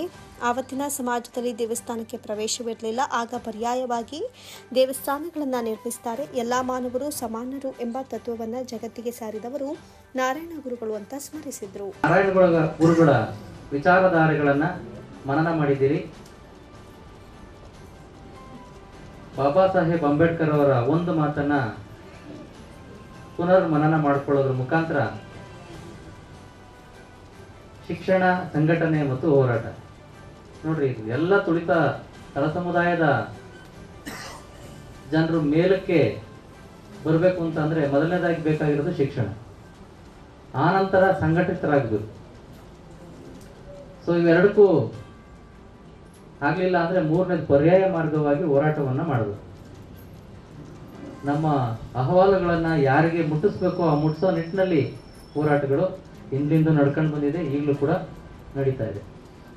ಸೊ ಇದೇ ನಿಟ್ಟಿನಲ್ಲಿ ಅನೇಕ ಮಹನೀಯರು ಕೂಡ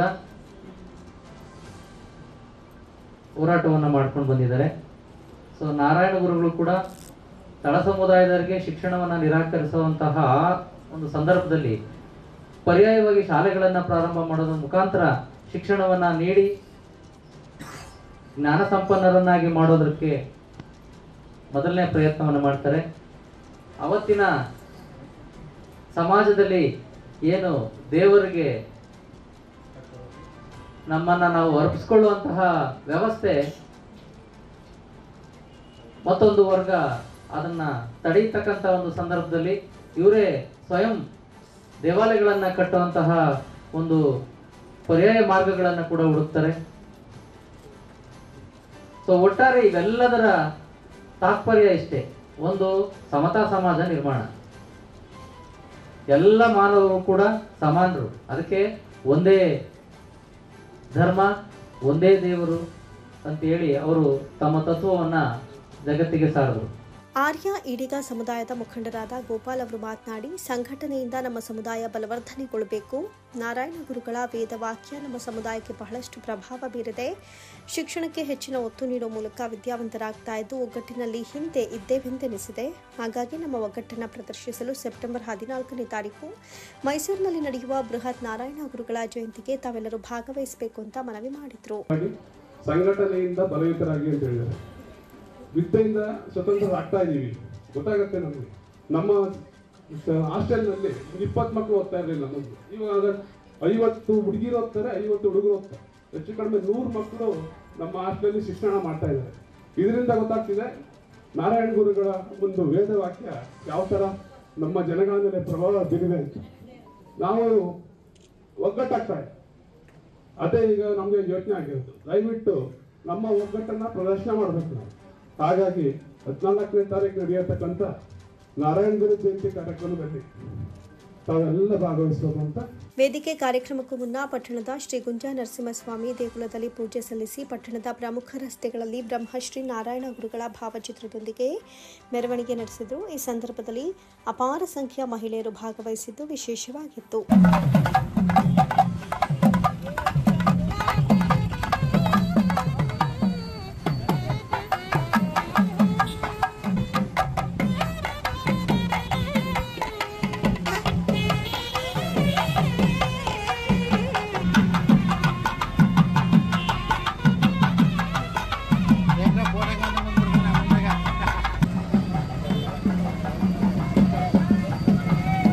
ಕಾರ್ಯಕ್ರಮದಲ್ಲಿ ಪುರಸಭೆ ಮುಖ್ಯಾಧಿಕಾರಿ ವಸಂತಕುಮಾರಿ, ಪೊಲೀಸ್ ಇನ್ಸ್ಪೆಕ್ಟರ್ ಧನಂಜಯ್, ಗೌರವಾಧ್ಯಕ್ಷರಾದ ಸಿದ್ದರಾಜು, ಅಧ್ಯಕ್ಷರಾದ ಕಿರ್ಗಾಸೂರು ಶಂಕರ್, ಉಪಾಧ್ಯಕ್ಷ ಬೃಂದ, ಆಸ್ಪತ್ರೆ ಮಾಲೀಕರಾದ ಗುರು, ಮಾಜಿ ಅಧ್ಯಕ್ಷರಾದ ವಾಸು, ಪ್ರಧಾನ ಕಾರ್ಯದರ್ಶಿ ರೇಣುಕಾ ಪ್ರಸಾದ್ ಸೇರಿದಂತೆ ಇತರೆ ಸಂಘ ಸಂಸ್ಥೆಯ ಮುಖಂಡರು ಹಾಗೂ ತಾಲೂಕು ಅಧಿಕಾರಿ ವರ್ಗ ಹಾಜರಿದ್ದರು.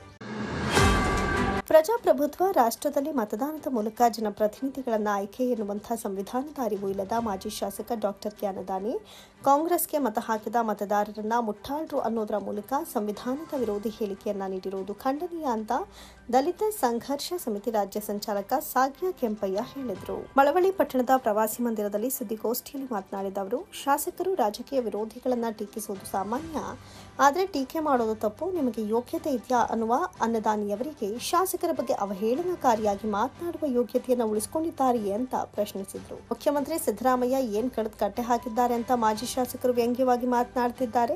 ಮುಖ್ಯಮಂತ್ರಿಯಾದ ಮೊದಲ ದಿನವೇ ಪರಿಶಿಷ್ಟ ಸಮುದಾಯದ ಎಲ್ಲಾ ಸಾಲವನ್ನ ಮನ್ನಾ ಮಾಡಿದ್ದಾರೆ ಅನ್ನೋದು ಅರ್ಥಕೊಳ್ಳಬೇಕು.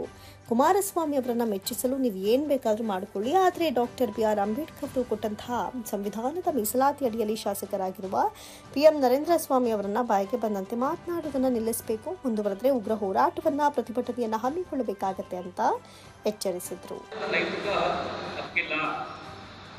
ಅವರು ಅಂಬೇಡ್ಕರ್ ಅವರು ಮೀಸಲಾತಿನಲ್ಲಿ ಅಧಿಕಾರ ಮಾಡಿರುವಂಥದ್ದು.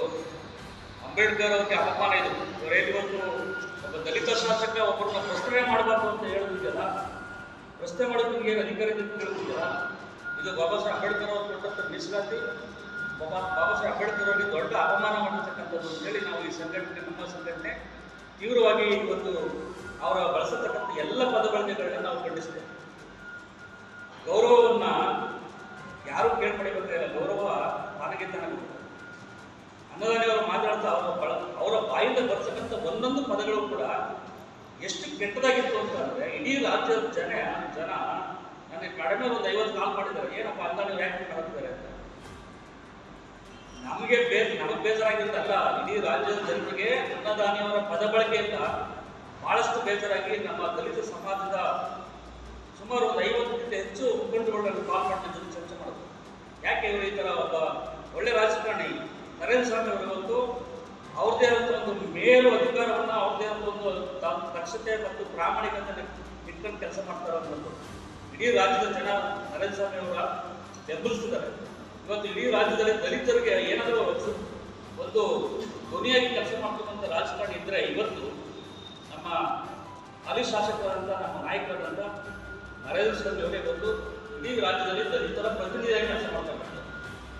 ಅಂತ ಒಬ್ಬ ಮಹಾನ್ ನಾಯಕನ್ನ ಭಾಳ ಕೆಟ್ಟದಾಗಿ ಕೀಳಾಗಿ ಪದಬಳಕೆ ಮಾಡಿ ನೀವು ಮಾತಾಡ್ತಲ್ಲ ಅನ್ನೋದಾದರೆ ಈ ದಲಿತ ಸಮಾಜ ಕೊಡುವಂಥ ಗೌರವ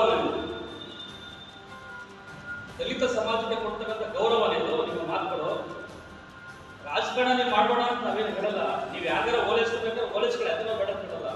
ಆದರೆ ಒಬ್ಬ ದಲಿತ ಶಾಸಕರಿಗೆ ನೀವು ಕೆಟ್ಟದಾಗಿ ಮಾತಾಡುವಂಥದ್ದು, ಇಡೀ ದಲಿತ ಸಮಾಜಕ್ಕೆ ಅಪಮಾನ ಮಾಡಿರ್ತಕ್ಕಂಥದ್ದು ಈ ಒಂದು ಅವ್ರ ಮಾತುಗಳಿಂದ ಬಹಳ ನೋವಾಗಿದೆ ನಮಗೆ. ಹಾಗಾಗಿ ಮುಂದಿನ ದಿನಗಳಲ್ಲಿ ಇಂಥ ಯಾವುದೇ ನರೇಂದ್ರ ಸ್ವಾಮಿ ಅವರ ವಿರುದ್ಧವಾಗಿ ಕೆಟ್ಟ ಪದಗಳಿಂದ ನೀವೇನಾದ್ರು ಮಾತಾಡದೇ ಆದರೆ ಇಡೀ ರಾಜ್ಯಾದ್ಯಂತ ನಿಮ್ಮ ವಿರುದ್ಧ ನಾವು ಹೋರಾಟವನ್ನು ಮಾಡಬೇಕಾಗುತ್ತೆ. ಸುದ್ದಿಗೋಷ್ಠಿಯಲ್ಲಿ ಶಿವಕುಮಾರ್, ಬಂಡೂರು ಸಿದ್ದರಾಜು, ಕಿರಣ್ ಶಂಕರ್, ಮುದ್ದುರಾಜು, ನಟರಾಜ್, ಸೋಮಶೇಖರ್, ಮಹದೇವಯ್ಯ, ಬಾಣಸಮುದ್ರ ಸಿದ್ದರಾಜು, ಪುಟ್ಟಸ್ವಾಮಿ ಸೇರಿದಂತೆ ಇತರರು ಹಾಜರಿದ್ದರು. 25ನೇ ವರ್ಷದ ಶ್ರಾವಣ ಮಾಸದ ಪ್ರಯುಕ್ತ ಶ್ರೀ ಸತ್ಯ ಶನೇಶ್ವರ ಸ್ವಾಮಿ ಜಾತ್ರಾ ಮಹೋತ್ಸವದ ಅಂಗವಾಗಿ ಪುಣ್ಯಾಹ ಕಳಶ ಸ್ಥಾಪನೆ, ಗಣಪತಿ ಪೂಜೆ, ಶ್ರೀ ಕುಂಭಾಭಿಷೇಕ, ಭಸ್ಮಾಭಿಷೇಕ, ಪಂಚಾಮೃತಾಭಿಷೇಕ, ಗಣಹೋಮ, ನವಗ್ರಹ ಮೃತ್ಯುಂಜಯ ಹೋಮ, ತಿಲಹೋಮ, ಪೂರ್ಣಾಹುತಿ, ಮಹಾಮಂಗಳಾರತಿ, ಪ್ರಸ ಹಾಗೂ ವಿಶೇಷವಾಗಿ ಮಕರ, ಕುಂಭ, ಮೀನ, ತುಲಾ, ಕಟಕ ರಾಶಿಯವರಿಗೆ ಶ್ರೀ ಕ್ರೂರ ದೃಷ್ಟಿ ನಿವಾರಣೆಗೆ ಶನಿ ಶಾಂತಿ, ನವಗ್ರಹ ಶಾಂತಿ ಹೋಮವನ್ನು ಏರ್ಪಡಿಸಲಾಗಿತ್ತು. ಮೈಸೂರಿನ ಹೆಬ್ಬಾಳಿನಲ್ಲಿ 3ನೇ ಶ್ರಾವಣ ಶನಿವಾರದ ಪ್ರಯುಕ್ತ ಶನೇಶ್ವರ ಸ್ವಾಮಿಯ ಜಾತ್ರಾ ಮಹೋತ್ಸವ ಅದ್ದೂರಿಯಾಗಿ ಜರುಗಿದೆ.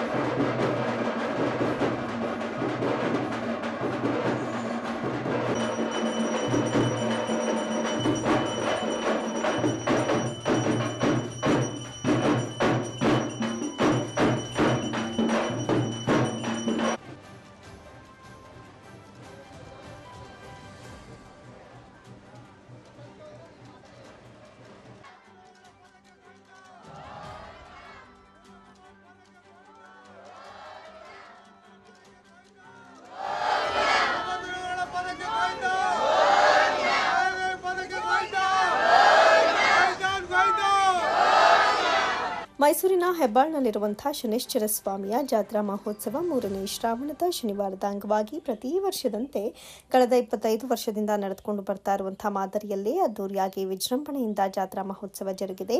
ಈ ಜಾತ್ರಾ ಮಹೋತ್ಸವದಲ್ಲಿ ಡೊಳ್ಳು ಕುಣಿತ, ಪೂಜಾ ಕುಣಿತ, ತಮಟೆ ವಾದ್ಯ ಸೇರಿದಂತೆ ಅನೇಕ ರೀತಿಯ ಕಲಾ ತಂಡಗಳು ಭಾಗಿಯಾಗಿದ್ದವು.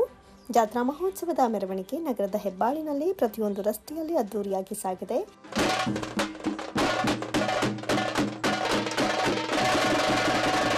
ಈ ವೇಳೆ ಮಾಧ್ಯಮಗಳ ಜೊತೆ ಮಾತನಾಡಿದ ದೇವಸ್ಥಾನದ ಅರ್ಚಕರಾದ ಕೃಷ್ಣ ಶೆಟ್ಟಿ, ಕಳೆದ 25 ವರ್ಷದ ಹಿಂದೆ ಒಂದು ಸಣ್ಣ ಗುಡಿಸಲಿನಲ್ಲಿ ಪ್ರಾರಂಭವಾದದ್ದು ಇಂದು ಭಕ್ತಾದಿಗಳ ನೆರವಿನಿಂದ ಎಷ್ಟು ಬೃಹದಾಕಾರವಾಗಿ ಬೆಳೆದು ನಿಂತಿದೆ. ಪ್ರತಿ ವರ್ಷದಂತೆ ಈ ವರ್ಷವೂ ಕೂಡ 3ನೇ ಶ್ರಾವಣದ ಶನಿವಾರದ ಅಂಗವಾಗಿ 5 ದಿನಗಳು ದೇವಸ್ಥಾನದಲ್ಲಿ ವಿಶೇಷ ಪೂಜಾ ಮಹೋತ್ಸವ ಜರುಗಲಿದೆ ಎಂದರು. 25 ವರ್ಷದ ಒಂದು ಗುಡಿಸಲಿತ್ತು. ಗುಡಿಸಲಲ್ಲಿ ಸ್ವಾಮಿ ಏನು ಬಂದರು, ಒಂದು ಫೋಟೋ ಪುಸ್ತಕ ಪೂಜೆ ಮಾಡ್ತಾಯಿದ್ರು. ಭಕ್ತಾದಿಗಳು ಬಂದು ಒಬ್ರಿಗೊಬ್ರು ಒಳ್ಳೇದಾದಾಗ ಅವರು ದೇವಸ್ಥಾನ ಇನ್ನೊಂದು ಮತ್ತೊಂದು ಕಾರ್ಯಕ್ರಮಗಳು ಮಾಡೋಕ್ಕೆ ಅವರಿಂದ ಸಹಕಾರದಿಂದ ಮಾಡ್ತಾಯಿದ್ದೀವಿ. ವರ್ಷ ಶ್ರಾವಣ ಮಾಸದಲ್ಲಿ 3ನೇ ವಾರಕ್ಕೆ ಶನಿವಾರ ಮೆರವಣಿಗೆ 25 ಮತ್ತು 5 ದಿವಸ ಜಾತ್ರೆ ನಡೀತೆ. ಜಾತ್ರೆಯಿಂದ ಇಲ್ಲೇ ಎಲ್ಲ ಹೋಮ ನಡೀತೆ. ಫಸ್ಟು ಹೋಮ ನಡೀತದೆ, ಮತ್ತು ಸ್ವಾಮಿಗೆ ಅಭಿಷೇಕ ನಡೀತೆ. ತಿರ್ಗಿ ಮಾರನೆಗೆ ಹರಿಕತೆ ನಡೀತದೆ. ಇದ್ರದ್ದು ಸ್ವಾಮಿ ವಿಕ್ರಮರಾಜಂದು ಸ್ವಾಮಿದು ಹರಿಕತೆ ನಡೀತದೆ. ಅದಾದಮೇಲೆ ಪ್ರಸಾದ ಎಲ್ಲ ಮಾಮೂಲಿ ಆಗುತ್ತೆ. ಫಸ್ಟು ಹೋಮ ನಡೀತದೆ ಬುಧವಾರ. ಗುರುವಾರ ಸ್ವಾಮಿ ಹರಿಕತೆ ನಡೀತದೆ. ಶುಕ್ರವಾರ ಸತ್ಯನಾರಾಯಣ ಸ್ವಾಮಿ ಕತೆ ನಡೀತದೆ. ಶನಿವಾರ ಬೆಳಿಗ್ಗೆಲ್ಲ ಗುಂಭಾಭಿಷೇಕ, ಪಂಚಾಮೃತಾಭಿಷೇಕ, ಸ್ವಾಮಿಗೆ ಮಹಾಮಂಗಳಾರತಿ, ಪ್ರಸಾದ. ತಿರ್ಗಾ ಸಾಯಂಕಾಲ ಮೆರವಣಿಗೆ ರಾಜಬೀದಿಗೆ ಮೆರವಣಿಗೆ ಮೇನ್ ರೋಡಲ್ಲಿ. ತಿರ್ಗಾ ಭಾನುವಾರ ಛಾಯಾದೇವಿ ಸೂರ್ಯದೇವರಿಗೆ ಕಲ್ಯಾಣೋತ್ಸವ ನಡೀತದೆ. ಬೆಳಿಗ್ಗೆ 9 ಗಂಟೆಯಿಂದ 1 ಗಂಟೆ ಕಲ್ಯಾಣೋತ್ಸವ ಮಾಡ್ತೀವಿ. 1 ಗಂಟೆ ಮೇಲೆ ಅನ್ನಸನ್ನಪರಣೆ ಭಕ್ತಾದಿಗಳು ಕೊಡ್ತೀವಿ. ರಾಜ್ಯದಲ್ಲಿ 1,28,00,000 ಪಡಿತರದಾರರಿದ್ದು 10 ಲಕ್ಷಕ್ಕೂ ಹೆಚ್ಚು ಅಂತ್ಯೋದಯ ಕಾರ್ಡುದಾರರಿದ್ದಾರೆ.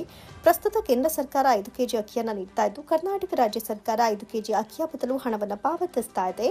ಆದರೆ ಈ ಹಣ ದುರುಪಯೋಗವಾಗ್ತಾ ಇದೆ ಅಂತ ಸಾರ್ವಜನಿಕ ವಲಯದಲ್ಲಿ ಕೇಳಿ ಬರ್ತಾ ಇದ್ದು, ಈ ಕಾರಣಕ್ಕಾಗಿ ಹಣಕ್ಕೆ ಸಮನಾಗಿ ಕಾರ್ಡುದಾರರಿಗೆ ನಿತ್ಯ ಬಳಕೆ ಮಾಡುವ ಆಹಾರ ಪದಾರ್ಥಗಳನ್ನು ನೀಡಬೇಕು ಅಂತ ಕರ್ನಾಟಕ ರಾಜ್ಯ ಸರ್ಕಾರಿ ಪಡಿತರ ವಿತರಕರ ಸಂಘದ ರಾಜ್ಯಾಧ್ಯಕ್ಷರಾದ ಟಿ ಕೃಷ್ಣಪ್ಪ ಅವರು ನಾಗಮಂಗಲ ಪಟ್ಟಣದ ಪ್ರವಾಸಿ ಮಂದಿರದಲ್ಲಿ ಪತ್ರಿಕಾಗೋಷ್ಠಿಯನ್ನು ನಡೆಸಿ ಆಗ್ರಹಿಸಿದರು.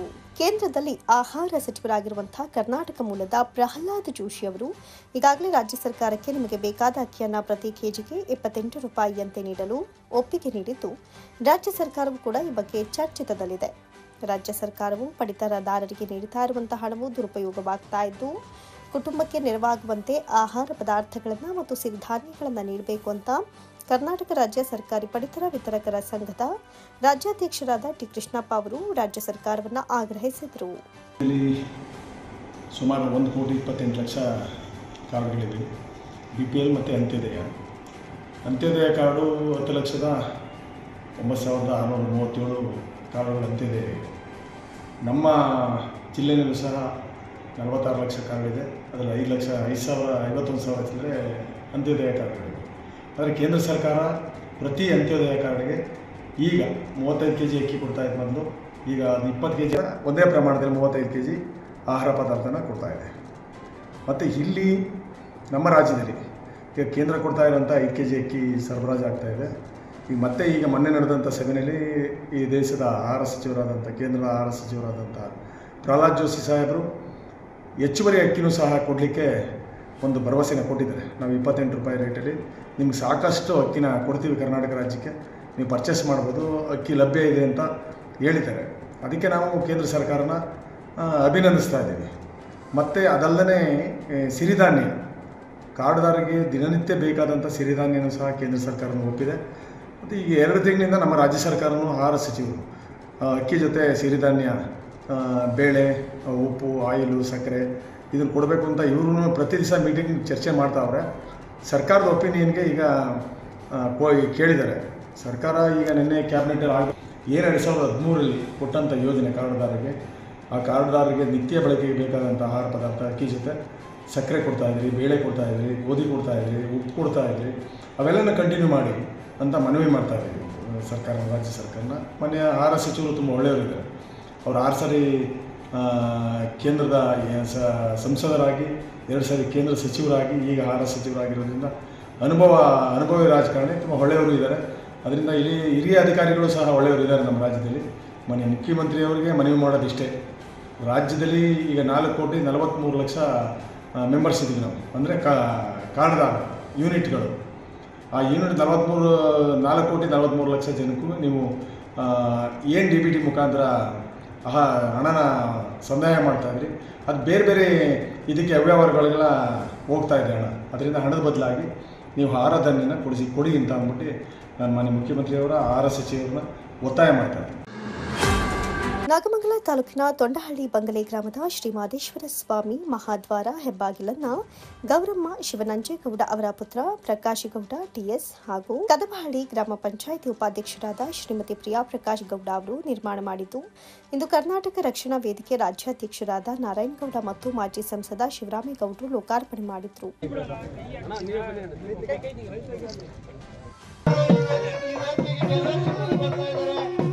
ಪೂಜಾ ವಿಧಿವಿಧಾನದಂತೆ ಮಹದೇಶ್ವರ ಸ್ವಾಮಿಯನ್ನ ಮೆರವಣಿಗೆ ಮೂಲಕ ಮಹಾದ್ವಾರದ ಬಳಿ ಕರೆತರಲಾಯಿತು ಹಾಗೂ ಹೋಮ ಹವನಗಳನ್ನು ವಿಧಿವತ್ತಾಗಿ ನಿರ್ವಹಿಸಲಾಯಿತು. ಮಹದೇಶ್ವರ ಸ್ವಾಮಿ ಮಹಾದ್ವಾರವನ್ನು ಉದ್ಘಾಟನೆ ಮಾಡಿ ವೇದಿಕೆ ಕಾರ್ಯಕ್ರಮವನ್ನು ಗಣ್ಯರೊಂದಿಗೆ ಉದ್ಘಾಟನೆ ಮಾಡಲಾಯಿತು.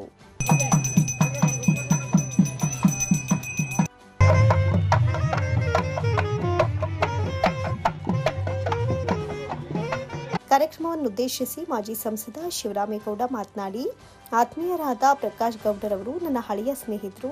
ಗ್ರಾಮಕ್ಕೆ ಒಂದು ದೇವರ ಹೆಬ್ಬಾಗಿಲು ಮಹಾದ್ವಾರ ನಿರ್ಮಾಣ ಮಾಡಿರುವುದು ಸಂತಸ ತರತೆ ಅವರ ಕುಟುಂಬಕ್ಕೆ ಒಳಿತಾಗಲಿ ಎಂದರು. ಅಚ್ಚುಕಟ್ಟಾಗಿ ಮಾಡ್ಕೊಂಡು ಹೋಗ್ತಾ ಇದ್ದಾನೆ ನಮ್ಮ ಪ್ರಕಾಶ್ ಗೌಡ. ನನಗೆ ಬಂದು ನಾನು ಇನ್ನೂ ಯಾವತ್ತೂ ನಾಗಮಂಗಲಕ್ಕೆ ಶುರು ಮಾಡಿಲ್ಲ. ಮೊನ್ನೆ ಚುನಾವಣೆ ಸೋತ ಮೇಲೆ ಇನ್ನೊಂದು 6 ತಿಂಗಳಾಗಲಿ ತಡೆಯೋ ಅಂದೆ.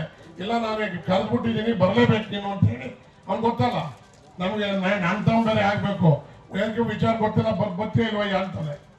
ಬರಲೇಬೇಕು ಅಂತ ಅವನು ಆದೇಶದ ಮೇಲೆ ನಾನು ನನ್ನ ಮಗ ಇಬ್ಬರು ಬಂದಿದ್ದೀವಿ.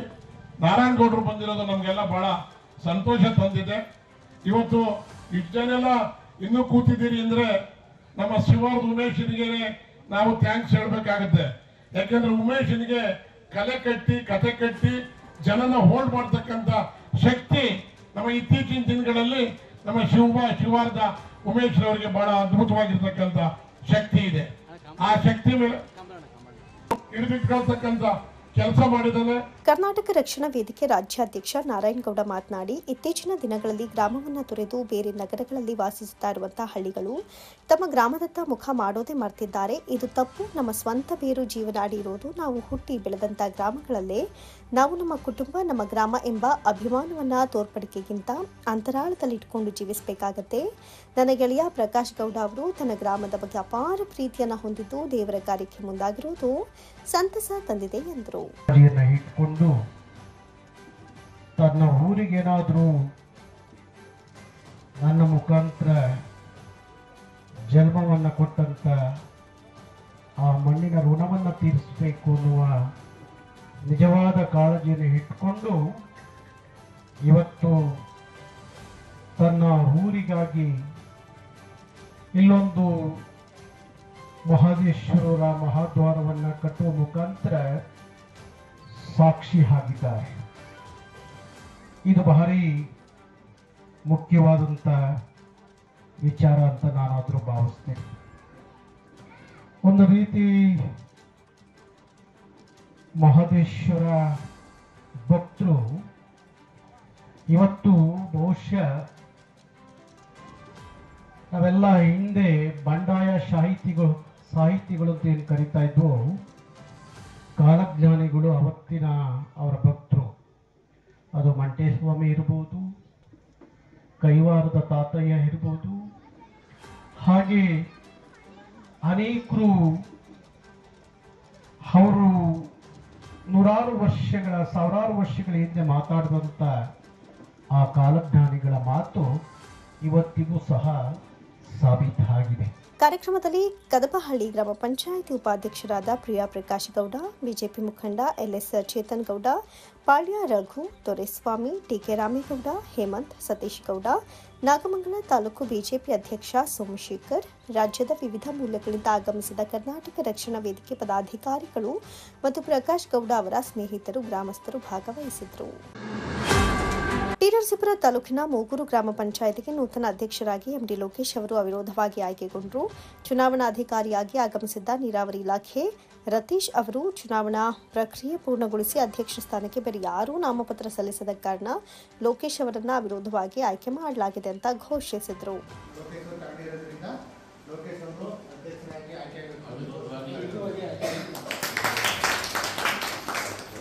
ಇನ್ನು ನೂತನ ಅಧ್ಯಕ್ಷ ಲೋಕೇಶ್ ಮಾತನಾಡಿ, ಪಂಚಾಯಿತಿ ವ್ಯಾಪ್ತಿಯ ಮೂಲಭೂತ ಸೌಕರ್ಯಗಳಿಗೆ ಹೆಚ್ಚಿನ ಒತ್ತು ನೀಡಿ ನನ್ನ ಅಧಿಕಾರ ಅವಧಿಯಲ್ಲಿ ಅಭಿವೃದ್ಧಿಗೆ ಶ್ರಮಿಸುತ್ತೇನೆ ಎಂದರು.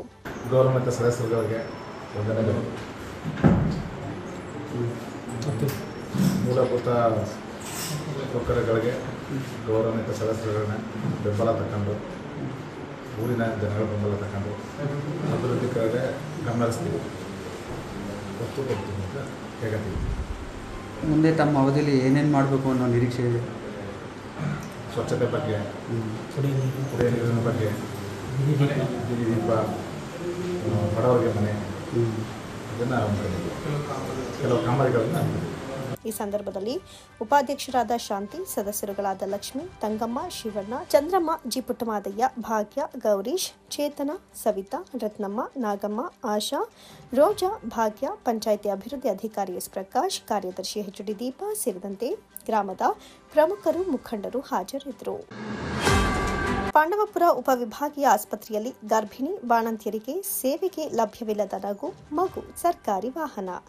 ಕಳೆದ ತಿಂಗಳಿನಿಂದ ಗರ್ಭಿಣಿ ಬಾಣಂತಿಯರ ಸೇವೆಗೆ ಸರ್ಕಾರದ ಮಗು ವಾಹನ ಕೆಟ್ಟು ನಿಂತು ಸೌಲಭ್ಯವಿಲ್ಲದೆ ಪರಿತಪಿಸುವಂತಾಗಿದೆ. ಈ ವಿಚಾರವಾಗಿ ಸಾಮಾಜಿಕ ಕಾರ್ಯಕರ್ತ ಹರಳಹಳ್ಳಿ ಜಯಕುಮಾರ್ ಮಾತನಾಡಿ, ಸರ್ಕಾರಿ ವಾಹನವನ್ನು ಹಳೆಯ ಗಾಡಿ ಅಂತ ನಿಲ್ಲಿಸಿದ್ದು ಹೇಗೆ? ನಿಲ್ಲಿಸಿದ ಮೇಲೆ ಆ ವಾಹನ ಚಾಲಕನನ್ನು ಬೇರೆ ಕೆಲಸಕ್ಕೆ ನಿಯೋಜನೆ ಮಾಡಬೇಕು, ಇಲ್ಲವಾದಲ್ಲಿ ಬದಲಿ ವಾಹನದ ವ್ಯವಸ್ಥೆಯನ್ನು ಮಾಡಬೇಕು. ಆದರೆ ಇಲ್ಲಿ ಚಾಲಕ ಕೆಲಸದಲ್ಲಿ ಮುಂದುವರಿತಾ ಇದ್ದಾರೆ. ಸರ್ಕಾರಿ ಆಸ್ಪತ್ರೆ ಅಧಿಕಾರಿಗಳು ಇವರ ಕಡೆ ಗಮನ ಹರಿಸಬೇಕು ಮತ್ತು ಪಾಂಡವಪುರ ಉಪವಿಭಾಗೀಯ ಆಸ್ಪತ್ರೆಯ ಮಗು ವಾಹನವು ಬಾಣಂತಿಯರ ಸೇವೆಗೆ ಲಭ್ಯವಿಲ್ಲದೆ ಇರುವುದು ತುಂಬಾ ಕಷ್ಟವಾಗ್ತಾ ಇದೆ. ಸುತ್ತಮುತ್ತಲಿನ ಗ್ರಾಮದ ಗರ್ಭಿಣಿ ಮತ್ತು ಬಾಣಂತಿಯರು ಖಾಸಗಿ ಆಂಬ್ಯುಲೆನ್ಸ್ ಅನ್ನು ಅವಲಂಬಿಸಿದ್ದಾರೆ. ಆದರೆ ಈ ಸಮಸ್ಯೆಯಿಂದ ಕೂಡಲೇ ಅಧಿಕಾರಿಗಳು ಎಚ್ಚೆತ್ತುಕೊಂಡು ಬದಲಿ ವಾಹನದ ವ್ಯವಸ್ಥೆ ಮಾಡಬೇಕು ಅಂತ ಒತ್ತಾಯ ಮಾಡಿದರು.